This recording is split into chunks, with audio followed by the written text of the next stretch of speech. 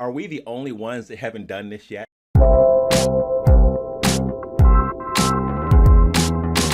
So apparently we are the only ones on the internet that have not given our rankings for all 18 MCU movies. So we are going to do that today. And I'm telling you, as I've seen them, it's been crazy because it has been vastly different between what some people have as number one and what some people have as 18. And even on my list, you guys are going to think I'm crazy for some of my placements. So that being said, make sure that you put at least your top 5 in the comment sections below, because I want to see how different folks link up what they thought was the best and what they thought was not as good as some of the others. Anyway, all that good stuff. So we are going to do our ranking video, throw our hat in the ring. But if you've ever been on this channel before, you know when we do rankings, we do something called speed ranking. So I'm going to give you all 18 Marvel movies. I'm going to start from my least to my greatest. We're going to start with number 18. Let's go.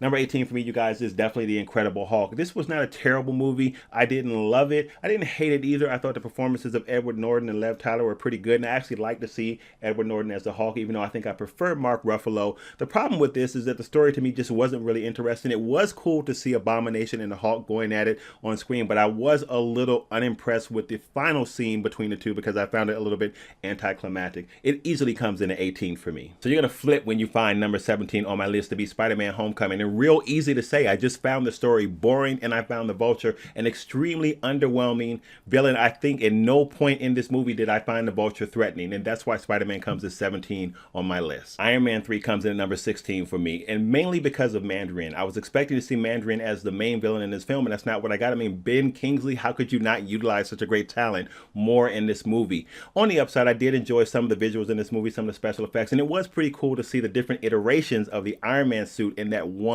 climactic fight scene. That I did enjoy, but it does come in at 16. 15, Ant-Man, no. I've always hated Ant-Man. I've always felt like he is a disposable superhero. Like, why do we have him? Now, to give the film some credit, I thought the performances were really good. I thought that Paul Rudd and a lot of the other supporting cast actually did a good job in the movie. But, I mean, come on. The final fight sequence, fighting on a kid's train set in a room, no. So 14, Iron Man 2. My biggest issue with Iron Man 2 was the antagonist, was the villain, Mickey Rourke. The biggest problem I had is that we didn't see enough of him and we didn't get more developed. But I love him as an actor, and I would have loved to have seen more of him going against Iron Man on screen. That's the biggest issue I have with Iron Man 2. So there were two major issues for number 13 for me, Thor: The Dark World. Number one, I thought that tonally it was all over the place, and it really felt almost like at some point I was watching two different movies. And I also felt the film tried to do too much. I wish it would have done less in the way of different storytelling and a whole bunch of side elements going on, and really just focused on the character development of the villain. But on the whole, I didn't hate this movie. I actually kind of enjoyed it, but it does come in at number 13 on my list.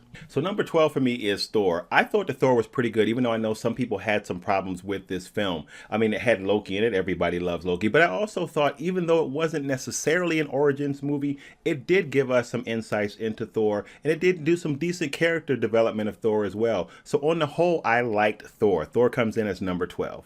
So coming in at number 11 for me was Avengers: Age of Ultron, a movie I was really looking forward to because I love Ultron as a villain in the comic books. So visually, this thing was epic. I mean, it was what we want from an Avengers movie, right? Earth's mightiest heroes working together, and then we got the introduction of Vision and Quicksilver and the Scarlet Witch, which I really hope Marvel branches off and does some stuff with her on some independent films. So I really enjoyed this movie. The one aspect that I didn't like as much was the story. I wish we would have had more focus on Ultron and not so many other side things going on, because I feel like it detracted from the story as a whole. So number 10 for me comes in as Thor Ragnarok, and this was so hard to place on the list. It could have easily been somewhere between 5 and 10 because this was such a fun movie. I mean, I really enjoyed it, and the comedic element that was woven into this movie was done so seamlessly that it was an amazing movie to just sit down and watch. A lot of high rewatch value. I really enjoyed Thor Ragnarok. So number 9 for me is Guardians of the Galaxy Volume 2, and I love this movie as well. Again, this list is getting really hard.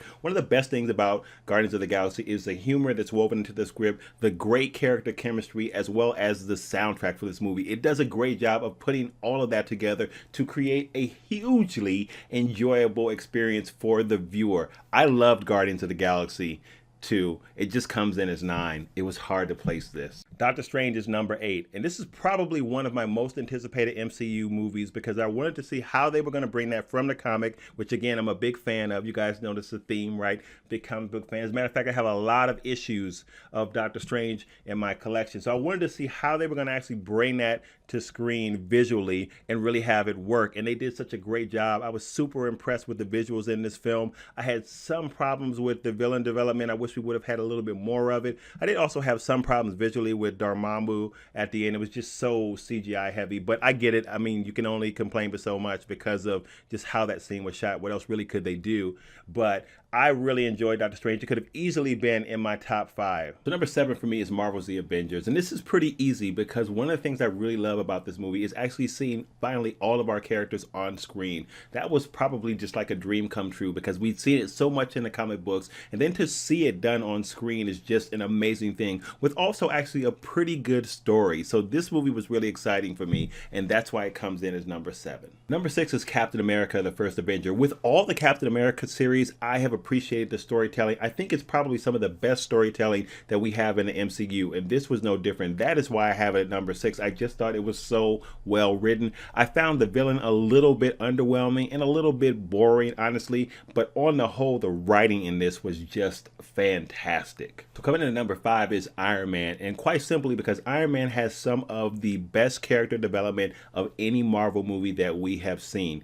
Everybody knows exactly what Tony Stark is like in and outside of the Iron Man suit, and that is due to such great character development within the Iron Man film. So Iron Man comes in as number 5. Coming in at number 4 for me is Captain America Winter Soldier. I just love the writing in the Captain America films. I just think they're done so well. So I really like the fact that this was really kind of an espionage, really kind of spy film, but also a superhero film, but written so well that it was very believable. At no point did it seem unplausible. It was really enjoyable to watch, and I especially love the conflict between Captain America and Bucky, with them being on opposite sides and him really being forced to figure out internally what he has to do to deal with a friend that he's known forever and a friend that he loves. So I really enjoyed Captain America Winter Soldier. So Guardians of the Galaxy makes 3 on my list for no other reason than pure entertainment value.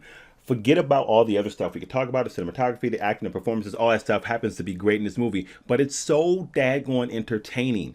It's such an enjoyable and fun film to watch. That's enough.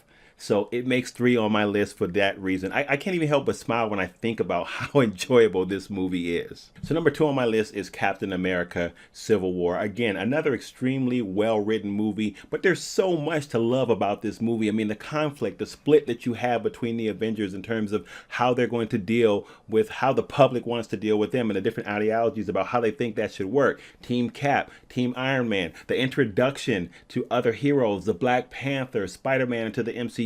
There's so much to love about this film, and it's such a good story that gets you ready for the rest of what's to come. That's why it makes number 2 on my list. So coming in at the number 1 spot for me is Black Panther. I love this movie. I thought that visually it was stunning. I thought that it was meticulously crafted in the sense of the set designs, the costume design, the cultural awareness of all that was going into developing this movie so that it was accurate, I thought was absolutely amazing. This movie was not perfect. There were some things that I liked better in other movies. I did not like the fight choreography so much in this movie, and I did feel like in some cases the CGI was not that great in this movie. But what really brings it into the number 1 spot for me is the storytelling and the fact that it tells a story that's pretty unique within the MCU. It tells a story that's much more personal, and it's not as formulaic as some of the other movies where essentially you have the same story going on.